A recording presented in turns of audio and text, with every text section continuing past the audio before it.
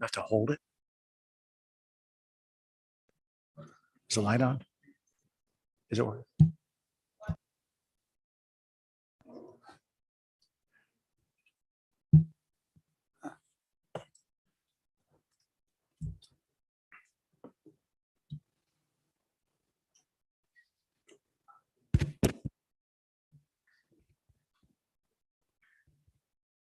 Say on and off or just? How do you tell? Oh. Okay.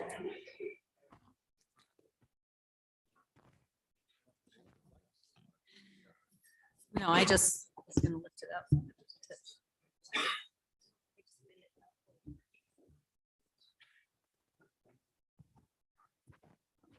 Are you going to Las Vegas? I am. Any- Where are you staying?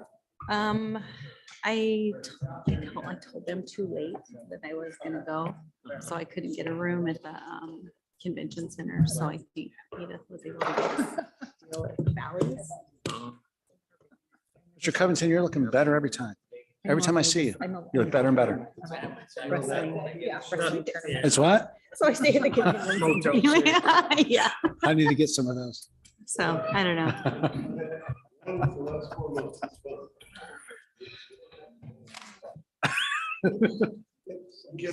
Carlos, are you ready? I haven't even looked at that. We're good. Oh, here. Does he have, oh, he has got his laptop. He's all prepared with his laptop. Good evening, everyone. I'd like to call this meeting to order. Now's the time for our special board meeting. I think we normally have it. It's special in the fact of our location. So thought we'd spread it out a little bit. So ask Mrs. McAfee to lead us in the pledge. Or you can pick a flag either way.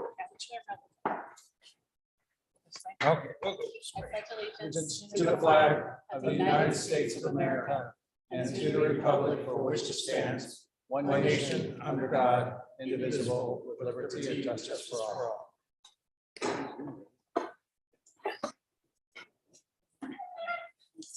Who's on the stuff back there?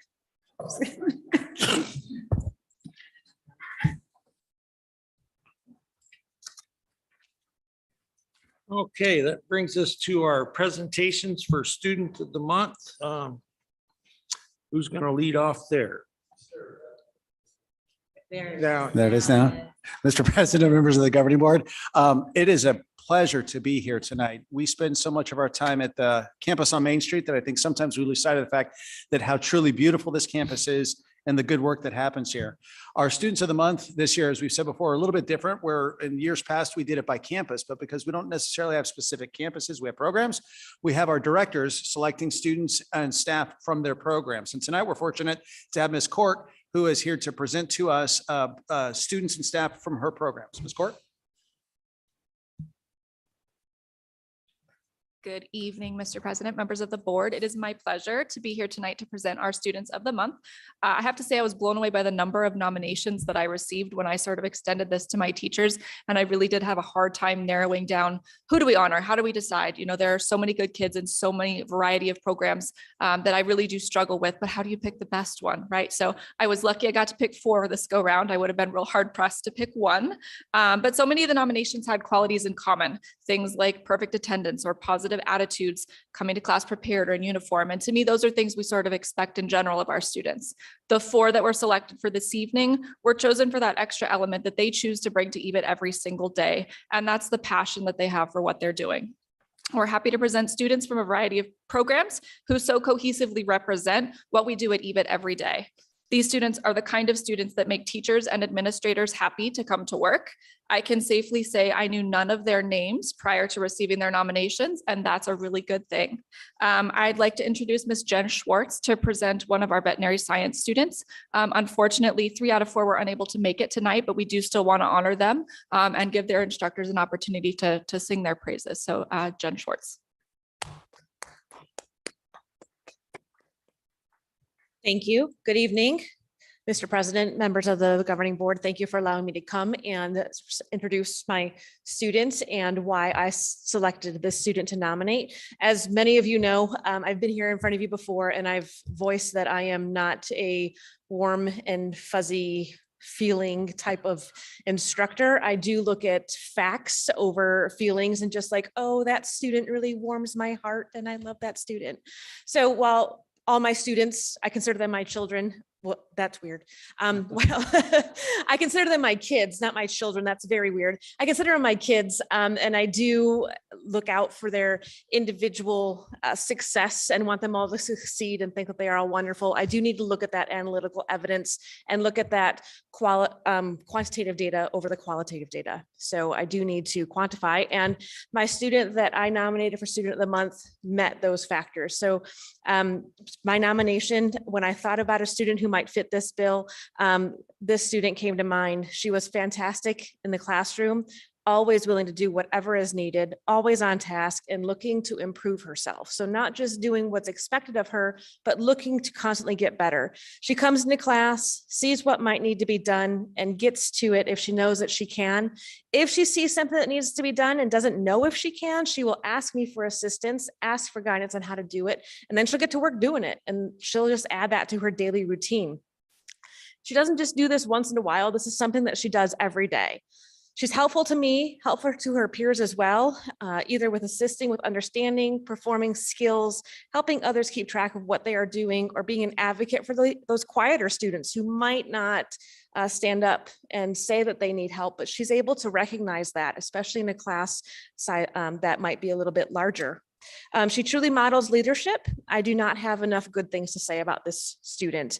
It's with great pleasure that I nominated and the student was accepted. It was Elizabeth Taggett.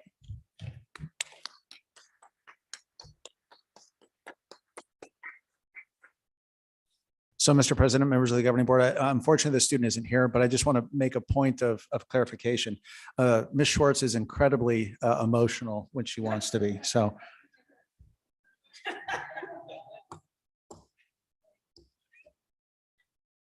Next up, I'd like to introduce Mr. Roger Martin from our main campus cosmetology program.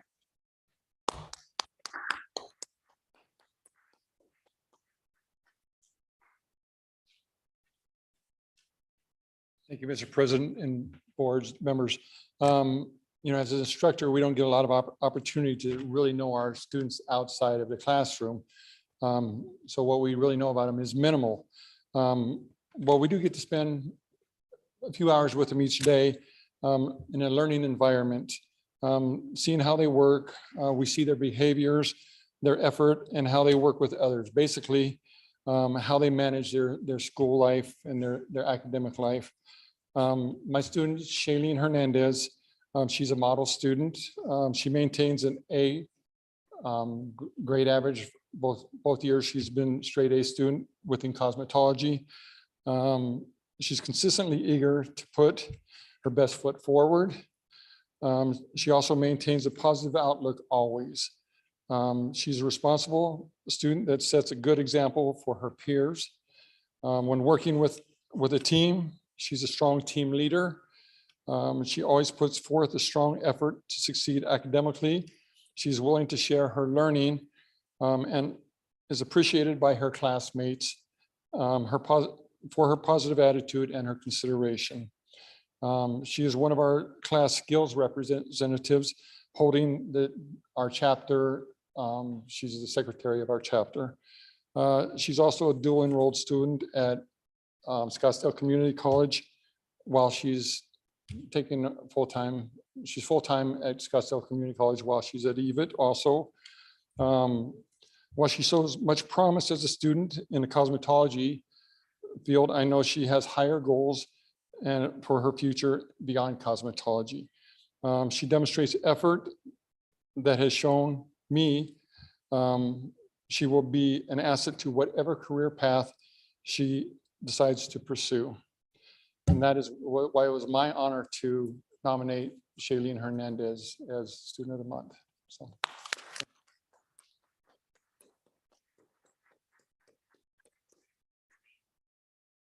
Our next student is from our Power Campus Aesthetics program, and Miss Lisa French is going to present her as her instructor was unable to come tonight.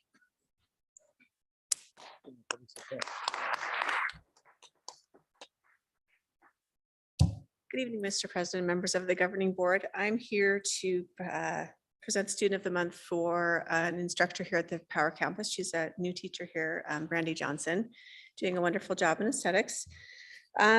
So when she put in for this person that was chosen, I asked her tonight, since she couldn't come, what would you like to share about her? And the things that she had to say were that she's has, of course, perfect attendance. She's always willing to help others in class at any time. She gets her work done quickly and is always there to help other students that might be struggling. She's always the first person to get there and to ask her instructor, what can I do to help you? Always being helpful. She says that she feels that she's going to be very successful in this industry. Her talents are, she's very, very talented in the aesthetics program, and her work ethic is very strong. And she said, I asked her, what else does she do? And she said that she teaches young girls gymnastics also. So we're excited for her. Her name is Shady Eamon, and she's Student of the Month for Aesthetics Power.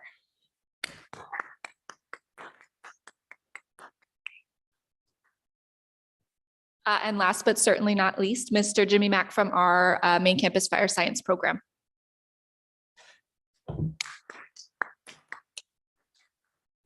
Thank you, everyone. I don't know where to start. You know, everyone said a lot of things. We talk about even students being the cream of the crop. Everyone's checking all those boxes, perfect attendance, good grades, being helpful.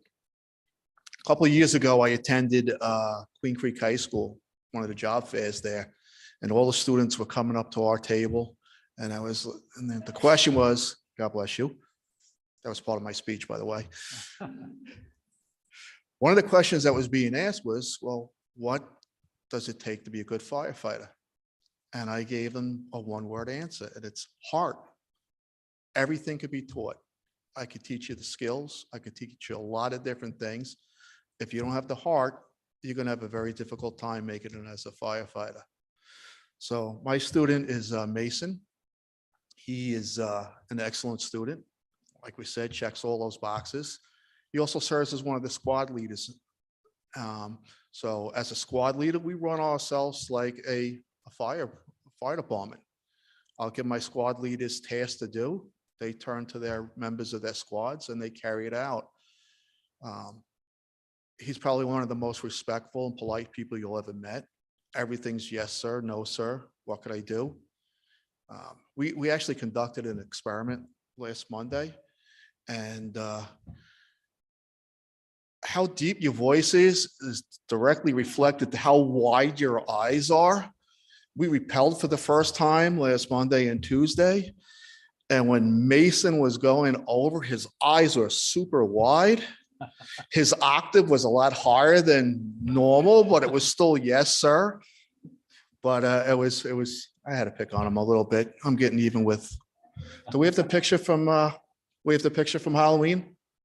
Yeah, I had to get even with him. Here's I don't know who he was trying to be, but a lot of the students and staff did a double take when they saw him. They didn't realize it was Mason. Yeah, down to the sneakers, down to the cell phone case. It was perfect. We all laughed. Mason's also a baseball player. And in my letter to Ms. Cork, I talked about baseball. Major League Baseball players are measured with their hits, their batting average, how many stolen bases. And that's kind of all the boxes we're checking now. But the big thing that sets a baseball player away from his teammates are the intangibles. And that's kind of what Mason brings to the table. Most of our kids, with the exception of maybe two, are in class well before the bell rings. And they have their little click set up and they're chatting with each other. And Mason just comes into the room and he could just glide from click to click and he fits well with any one of those groups. He brings a positive energy to the room. His intangible is he makes it a better place just by his presence. Great student, great kid, motivated. And like I said, he really brings a lot to our program that we can't measure in one of those little boxes that we check in the grade book. So for that, I chose Mason as our student of the month. I've got pictures on the wall of all my previous students of the month, and that's how I broke the news. I says, you know what all those pictures are up there from? Those are kids that are students of the month. And Mason, your picture is going to be up there next to them. So Mason, congratulations. You're going to represent this well.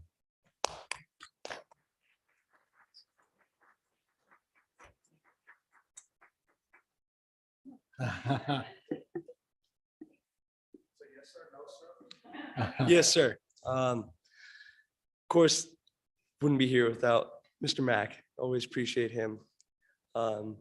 Every morning I walk into class and he's just that guiding light for all of our students. And he's just, what an amazing instructor. I really do appreciate you, Mr. Mack. So thank you very much. What else can I say? Thank you, Mr. President. Thank you, board, for having me here and inviting me here today. So once again, thank you very much. Appreciate you. One quick second, just a couple questions for you. Okay, Yes, just a couple sir. questions. Members of the board, questions for Mason?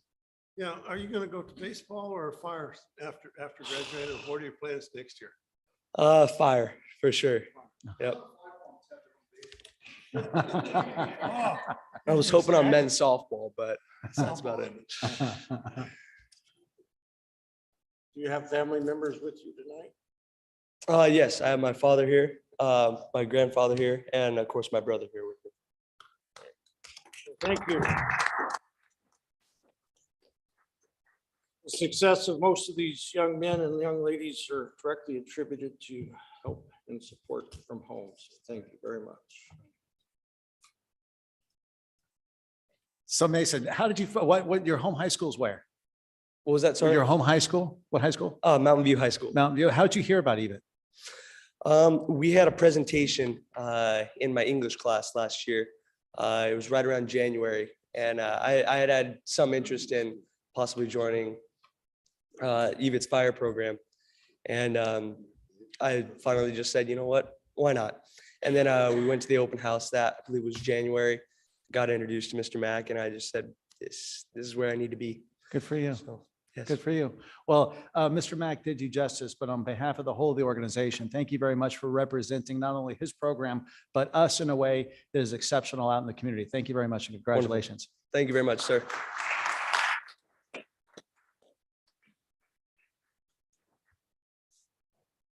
Okay, thank you everyone, for instructors and everyone. Usually at this point, if you're not obligated to stay, but we certainly welcome you to, but if, yeah, it gets a little drier as the night goes on, but you're welcome to stay, or we will take no offense if you need to leave. Thank you, sir. Thank you. You were here for the best part of the meeting.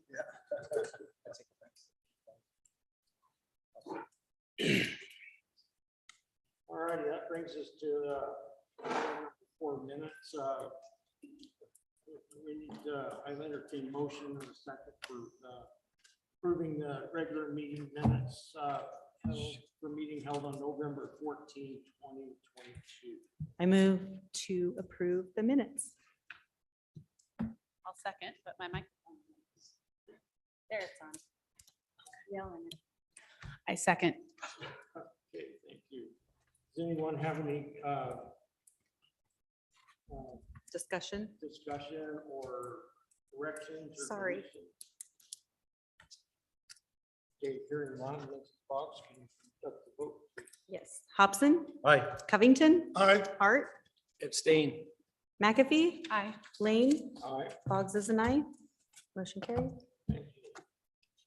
Item is our call to the public. No, sir. Sign up for that.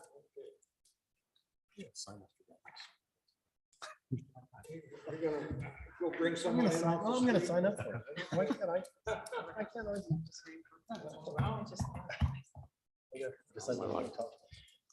That would certainly be interesting. Well, I'll be anxiously awaiting that. So that brings us to our personnel agenda. items A and B, we can take care of with one vote. Unless there's a reason why we should. Chairman, I move item 6A and 6B. be approved.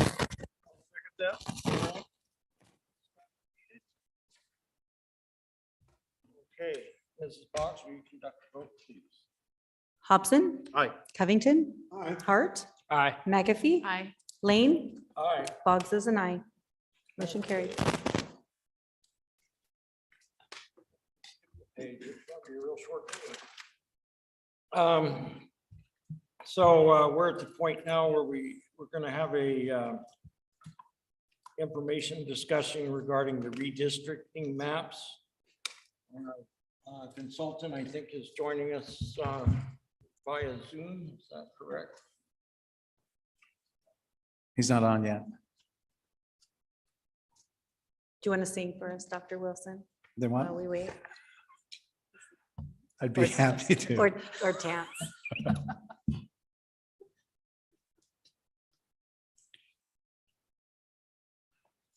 I wonder, Mr. President, is it possible to We come back? can, we can move on to the next item and then double back. Bring us to our action items, 8A. Probably need to be best to do these in separately, so. 8A is a 301 plan for fiscal year 2022-23. So that'd be for the next school year. Mr. Howell, are you presenting? Sir, do we need a motion? This isn't an action item. or- It is. Isn't it action item A? Yes, it is. Oh, okay.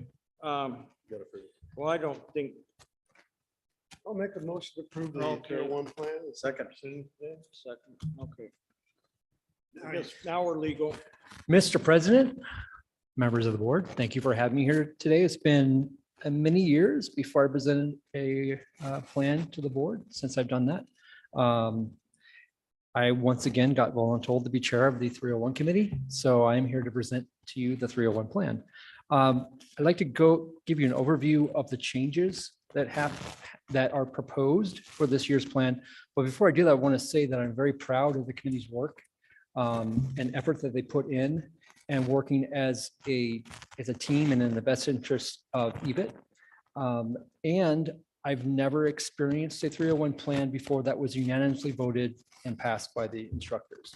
There wasn't a single no vote out of 100 and so many votes. So just wanted to let you know that. As the board may or may not know, there are 3 pots of money involved with 301 plan. The only piece of the plan in the proposal that is changed is the 40% performance-based pay. And that is for teachers only. So I'm just going to go through the proposed changes, and then take questions. And you can ask questions as we go. So the first one was removal of the same year retention piece to the performance-based pay. That was 10% of the plan last year. The committee felt there were too many factors that affected retention rates that were out of control of the teacher and wasn't a very good metric of teacher performance. The committee proposed to move that to the evaluation piece, which would now be 60% of the plan, feeling that the evaluation piece was more in the control of the teacher. Also, survey data for student, parent, and industry survey data. That's now going to be calculated at the school level as according to ARS 15-977, which is 301 law. The next change is with attendance. So previously, chronic ills and HSAs were counted a part of that calculation for attendance rate. But the committee felt that HSAs and chronic ills were completely out of control of the teacher and should not be used. So it's proposed to take those out. Also, the previous plan started at 92% to earn 1 point for attendance rate and ended at 96%. The committee felt that that was too narrow a spectrum. And so the proposed plan is to start at 88% and end at 96%, noting that 88% is still above the expected 83% total attendance that is expected based on policy, which says a student can miss up to 30 days a year, 15 each semester. The next change happened with TSA data. So as many of you may or may not know, the TSAs in the state are not created equal.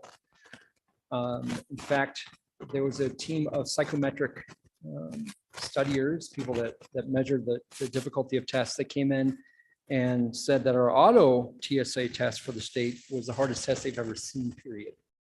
That being the case, the committee thought it would be a better comparison, or better, it would be better to rate teachers based on the performance of the state average rather than just a total score. So the proposal is to leave the 80% up to 100%, but also to give another option, whichever is the best, the 80%, or being above the program state average by at or above the state average for that. So 1% would be, or 1 point for that would be, you got an 80% average passing on the TSA, or you had 5% above the state average passing the TSA. And then same thing with the average itself, the test average. So again, it's just comparing the scores either to the state average or to our benchmark, whichever is better. The next piece deals with certification and portfolio data. So it's proposed that the certification data is calculated using the number of students that are passed compared to those who were eligible. And that also would be for the portfolios as well.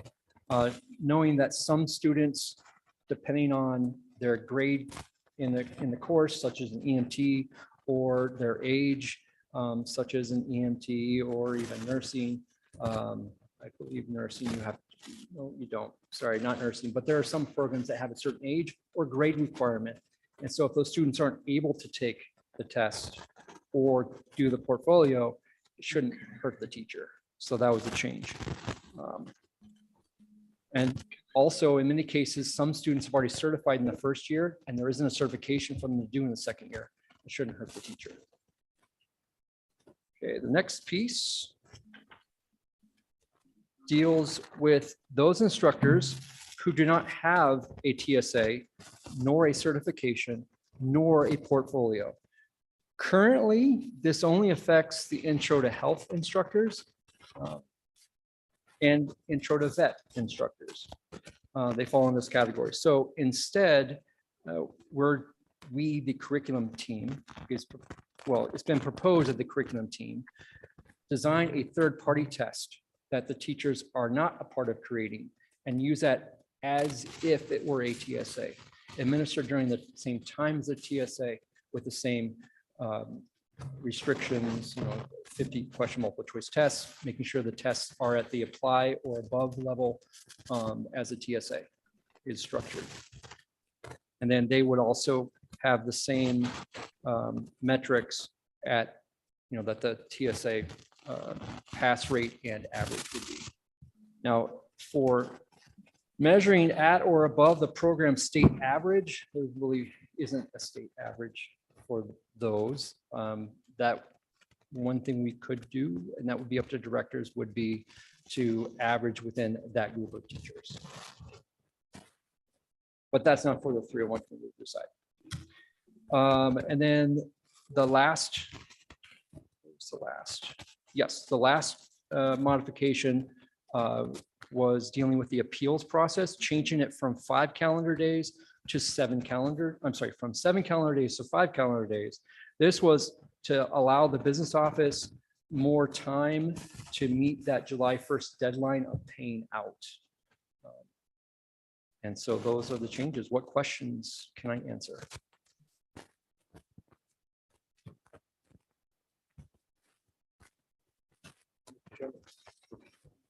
said that this was 100%, received 100% approval rating. from Of those that everyone. voted, yes. And it was over 70%. It was 140. Very few, if any. I mean, they all could have. I didn't see who did it. It was anonymous. Did you hear any expressions of concerns about this?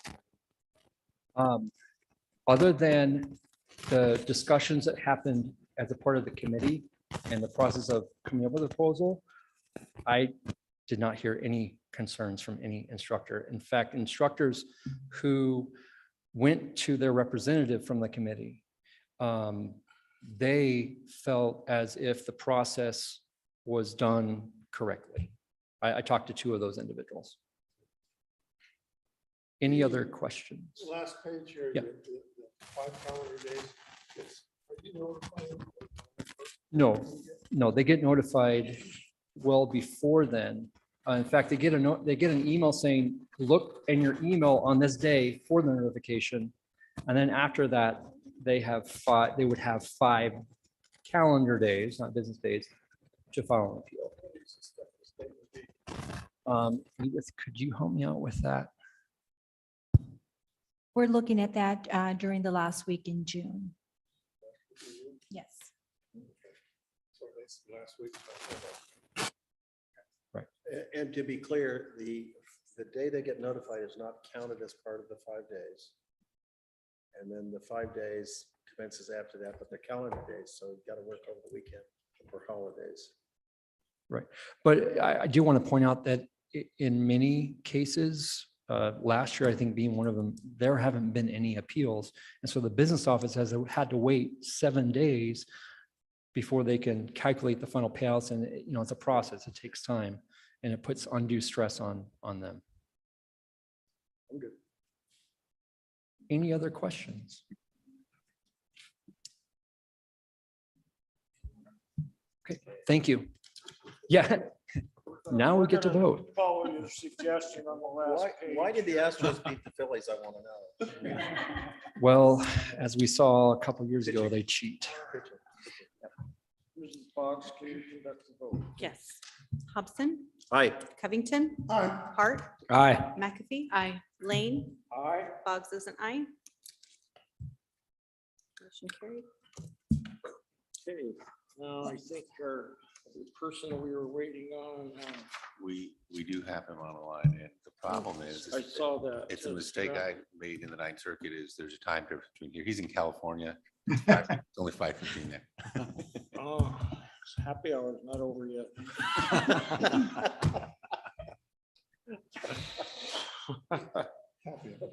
Okay, we're gonna come back to item 7, if our person is prepared. This is Doug Johnson of National Demographics Corporation will speak to the board, and there's some maps, and this, that, and the other thing, so take it away. Okay, can you hear me okay? Yes, we can. Okay, excellent. So I will just briefly summarize a little bit of what we talked about last time. Essentially, we're looking at realigning the board election areas in order to comply with the 2020 census data and make them equal population again.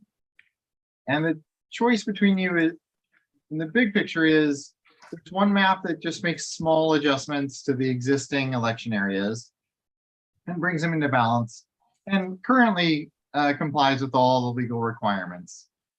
There is the opportunity, however, and the possible issue down the line as demographic change continues in East Valley, where you might have to realign the areas to draw a majority minority election area. And so the second map is kind of taking that step now, which again is not legally required at this point, but at some point down the line probably will be. Whether that'll happen before 2031 or not is an open question. So with that, let me show the maps. And responding to your request last time, we have both the PDF maps that you have it before you again, and this interactive map, which hopefully you can see on the screen. This map up here in the top left, you can enter an address and it'll zoom in on that address. or you can just click on the plus and minus and it will zoom in and we can scan around. So test A is the small change map. Let me just very briefly take off some of these other lines that you can see more clearly. So up in the north, there's no change to area 4. Area 1 has just a very small change. The blue dashed lines that hopefully you can see here currently zig and zag around a little bit. And area 1 needs a pickup population. So the proposal is simply to square all that off, to just keep following Broadway. And then we come down McClintock and go over Southern instead of the more jagged steps there. And that would put the extra population into 1 that it needs. 2 is a little more complicated because there is a current board member up here in the north of 3. And so rather than just bringing 2 extending from the south, extending south from its northern piece, the area that had the right number of people in was a nice square area, is just in the south end of it, coming across Ray to the freeway and then down to the 202 and coming across in that manner. And that puts the extra population into 2 that it needs. There's a little bit bigger change over here in 3. It would again extend east, because in the southeast portion of the district is where all the extra people are. And so instead of jogging over, currently it comes down Cooper and then jogs over. Now it come down Cooper all the way to Chandler Heights and extend all the way across, taking that southern piece off of area 7, which is shown in pink on the screen, and picking up all that growth population from 7. Out on the far southeast area 9, the small change is really just taking this bump where 9 comes up north and just straightening that out along German Road. And that takes the population out of 9. It needs to bring it down to its current population. 8 is unchanged. And then 6 again, we're just squaring it off. Instead of it kind of zigs and zags up and down. In this case, it would just follow Pecos Road all the way along the bottom, the southern end of it. And 5, I didn't mention 5 because there's no change to 5. So this is kind of our minimal change map. And like I mentioned, it's perfectly fine now if you wanted to adopt that now. Test B is the much bigger change, obviously. Given both kind of the biggest area where the demographic changes happened, which is what's shown as 6, this yellow corridor, and where the current board members live, because again, we want to keep each board member in their current seat. We end up kind of rotating 5 and 8 and 6 and getting 3 vertical districts. And 1 also becomes more vertical because 6 picks up its eastern piece. And so again, there's no change to 4, but everything else sees fairly large changes, as you can see.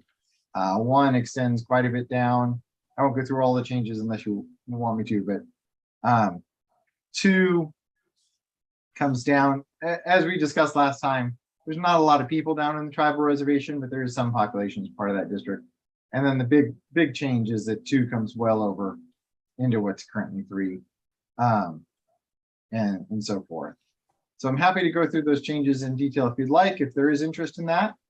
Really, my goal is to show you a couple of options and then get your reactions and feedback.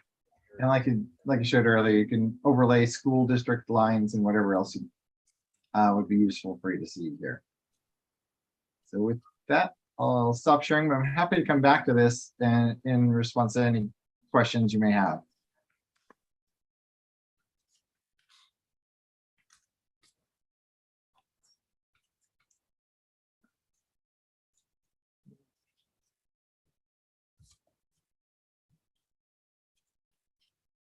So are both options reflected, and which page here that we have is option A and which one's option B?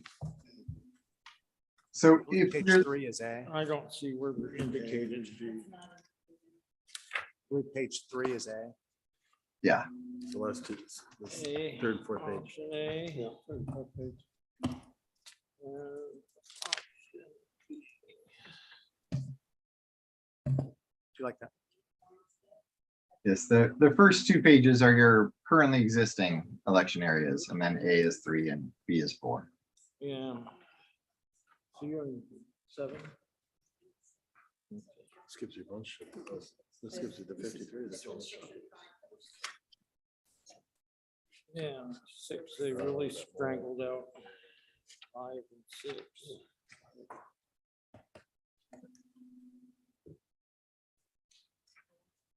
They're labeled here, test A, and the other one's test B. Yeah.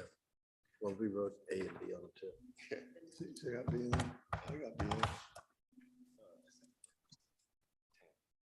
If you look roughly in the middle of the page is a box that's titled map layers. And it in there, and it'll say either test A and then unified school, secondary school. and these. Just, Oh, there it is. Okay. He just very quietly, he's like, I just think. let's don't cloud the issue. Shows you how well we read these things. All righty. So what's the process here? Do we- So what you'll wind up doing is it'll come back as an action item at our next regularly scheduled meeting. The process is that we hired the company to do the redistricting for us. We're required to have 2 public hearings, which happened at the beginning of both of our school board meetings. And I believe they just come back next time for action. So this is the second hearing? Correct. Okay. Mr. Hobson had some questions about demographics last time that he wanted answered. What's that?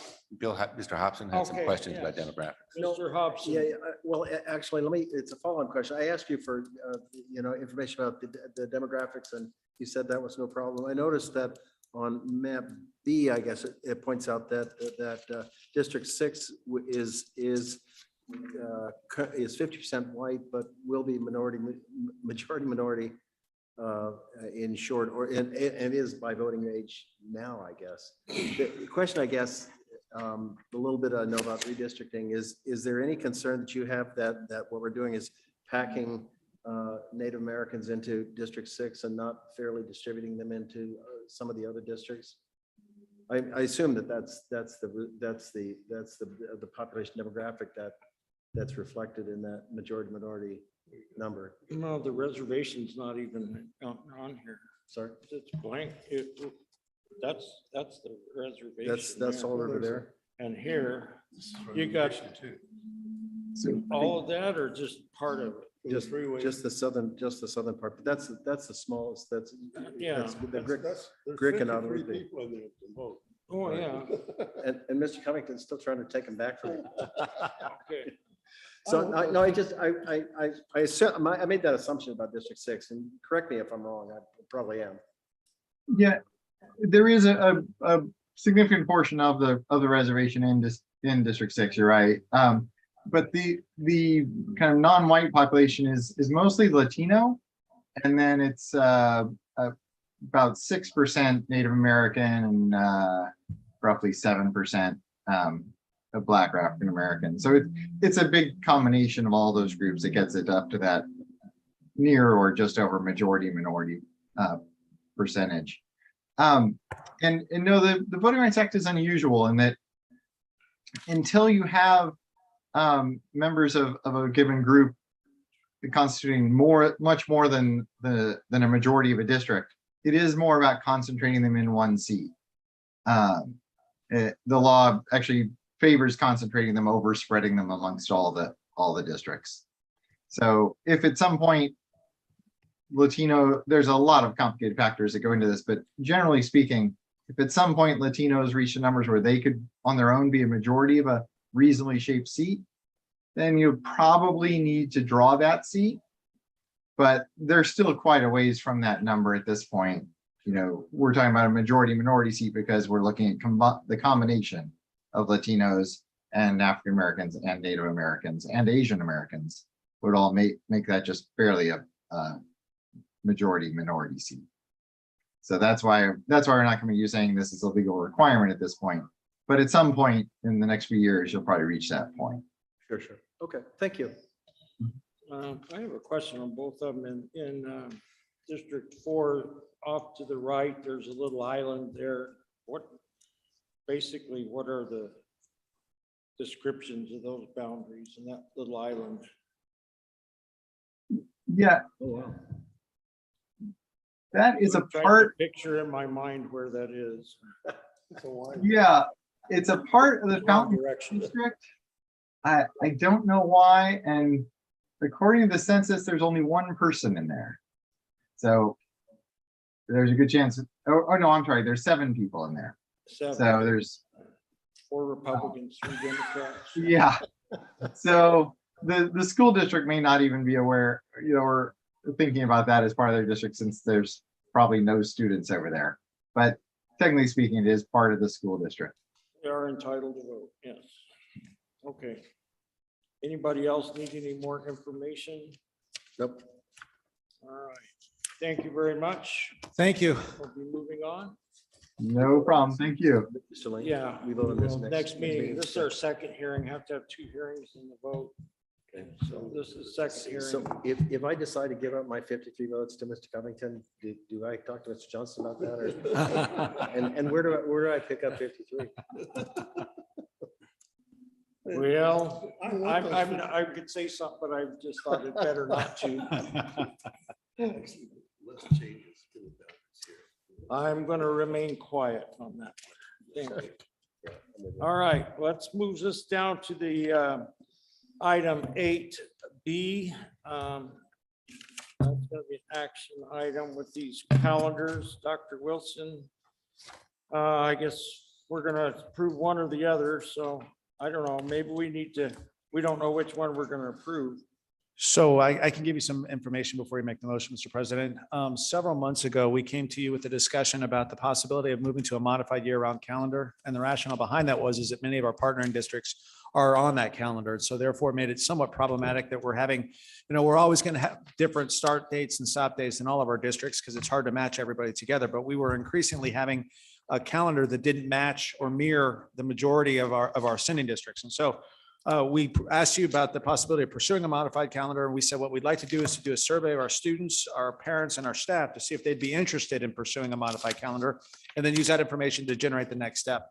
We presented to you, I believe, a month and a half ago, 2 months ago, the fact that both students, staff, and parents, all majority would like to pursue a modified year-round calendar versus the traditional calendar. And so what we did is provided the same group, the students, staff, and parents, two options of a modified calendar. Both options reflect closely to what's being provided in our sending districts that are on modified calendars. As you see in your backup, option A has a first day of school starting July 24th, last day of school, May 22nd. Students, 303 were surveyed, 60% chose option A. Parents, 694 completed the survey. 79% chose option A, and staff 132 completed the survey, and 72% chose option A. So, starting the journey of, is it worth pursuing a modified year-round calendar? We talked to our constituents. They said yes. We gave them options, and they overwhelmingly selected option A as their preferred choice for a modified year-round calendar. Now, you aren't beholden to that. You can have a traditional calendar if you choose to. So in your board backup, there's 2 calendar options. Calendar option, the modified calendar, which is option A that was just discussed here. Or if you would prefer to stay on the traditional calendar, then we're asking you to amend what you approved already to include 2 days in which we don't have students. And those 2 days would mirror what happens on our sending district, the most of our sending district campuses, where they don't have students the first day after a holiday. And that we ran into that this year, and we had to do, adjust our calendar during the year, and we'd like to not do that again next year. So if you would prefer to stay on a traditional calendar, the ask is that you please modify it to reflect those 2 additional student days. Or if you would prefer to move to a modified calendar, the recommendation is to approve option A. So option A would be the one that's labeled current updated 23-24. No, so what you would find is current updated 23-24. This one is our current calendar that you already approved that is updated to reflect those 2 additional days without students. Well, we don't have that in our package.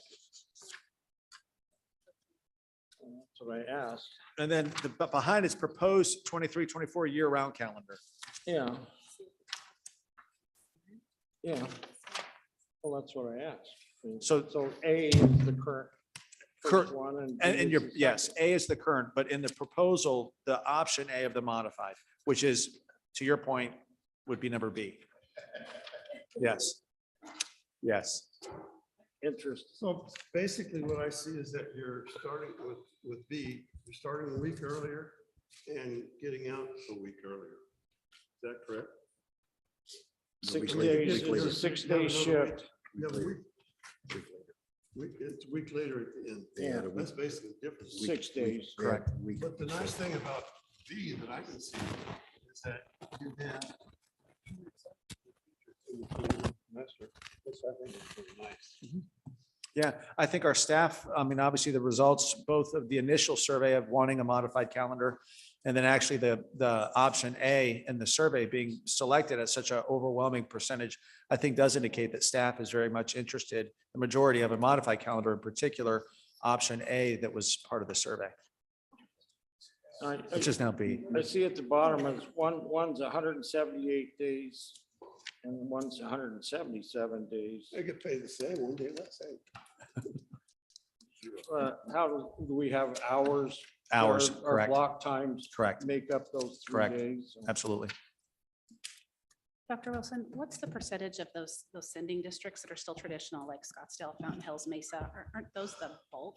Yeah, great of our question. students? So the bulk of our sending districts, well, not the bulk, I'd say the majority are still in the traditional calendar, but the majority of our students that attend are coming off of a modified calendar or close to. So you can have, we still may have a majority of our sending districts on a traditional calendar, but the number of students that attend our centralized programming is split pretty close to 50-50 between the modified and the traditional. What do we do for those? Because I've had some parents, I've had 2 parents. so Correct. A huge amount say it's not going to work for us. So it's just, Yeah, so think I mean, not it's, gonna work for everybody. yeah, it's one of the challenges that we have right now. It's the same conversation we've had with families that are on the modified and we're not. We'll do the best we can and we'll try to catch you up the best we can. We're not going to hold it against you, but we're never going to be in a position where we mirror the calendars of all of our partnering districts. We just won't. I wish we would, we just won't. And so the position we've been in the last, since I've been here is that if we're not on the same calendar, we'll work to catch you up. And if you can't be here because your family is going on vacation, we understand that. We'll make it up for you. And we would just do that, but it would be in the reverse. Calendars. Mr. Chairman, Yes. I missed it and I'm slow that way. What's your recommendation? What's the administration's recommendation? Yeah, the administration's recommendation is to move to the modified calendar based on the response rate of student, staff, and parents. And you're comfortable with that? Yes. So that's A or B. On the survey, it was A, but in your board backup, it's B. It's the one marked year You're doing a round. very fine job of it. The year round. Yes, year round calendar. No AirB, just the year round. I don't know, the only shift I see is 6 days, one way or the other, either calendar. Yeah, it moves it. It's It not moves this it. big quantum move. It isn't. It isn't. All right.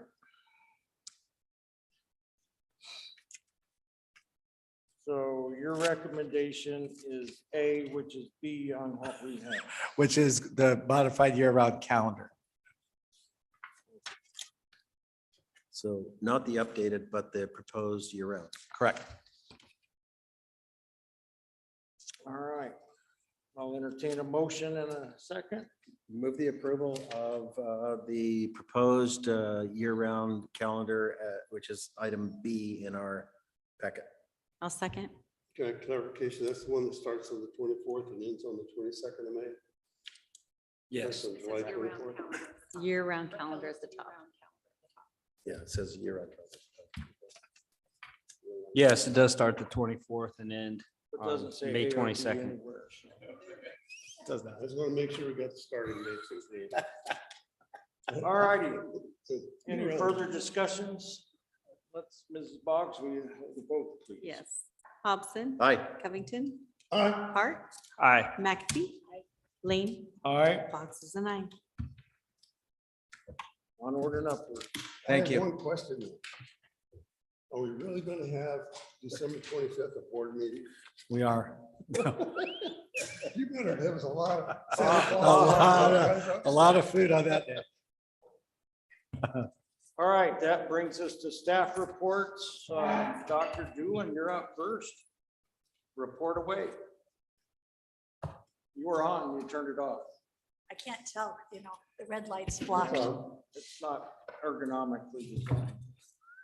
Good evening, President and board members. It's a pleasure to be here, and I'm going to apologize for my tardiness. I was a little tardy today. I have good news. Sometimes I don't feel like I get to come to you and report and give you an update that's very positive, but today we have some positive news. And that is our adult CNA program is officially off probation.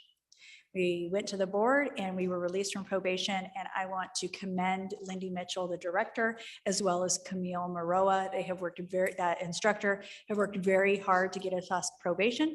Dr. Wilson challenged them to get us off. I think you gave them 6 months or something like that, and they did it.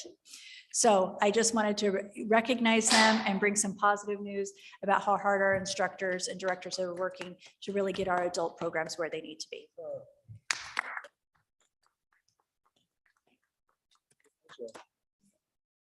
I'd like to also thank the instructors and Dr. Mitchell for the work that they did. This place this is beneficial in so many different ways. And the fact that we at one point in time were, kind of floundering, and now we're off probation, I think is a tribute to the two of them. I also thank Dr. Doolin for helping the process kind of unfold. And so, when we talk about how we can become who we expect ourselves to be, I think you see a great example of that here tonight. So thank you all very much for the work that you did.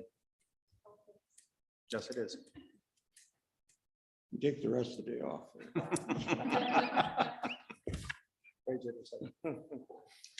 Okay, Mr. Kelbo. Thank you, Mr. Lane. I just want to give you an update on where I am on the policy revisions. When I spoke to you last about this, my plan was to at some point have a kind of a hybrid one where I had first sections that were revised, posted, and then continue with the later sections as they currently are, and then eventually get it all changed. The problem that I'm discovering is that even though I've gone through, there's 12 sections, I'm all the way halfway through G. But as I'm going through, I realize there are parts in those later sections that really belong in the earlier sections. So as I'm going, I'm continuing to revise the first chapters, which makes it impossible to actually finish any of it until I'm done with the whole darn thing. So that's where I am. I hope to have it completely revised by January, but at that point, I think I'm going to need to have some of the directors, the chiefs, and the superintendent review it for the substance, and then I'm going to need to find some willing proofreaders to find all my typos and grammatical errors.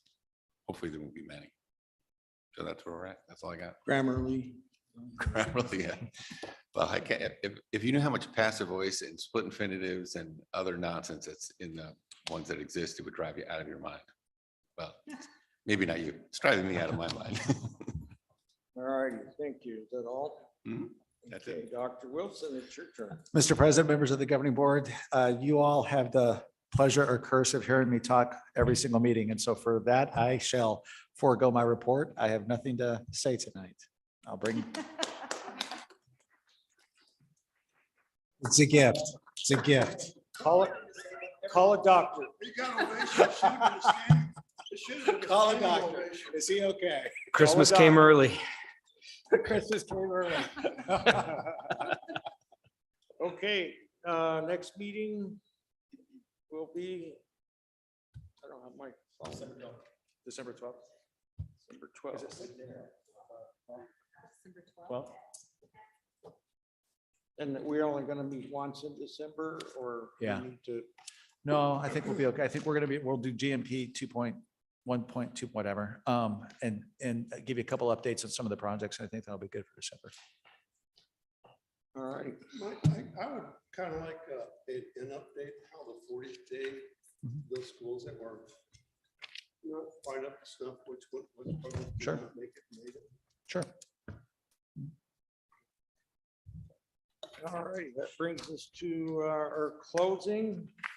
All in favor, say aye. Aye. Aye. I didn't hear any opposed, so. Thank you. Thank you for. Good evening. Thank being- you, everyone.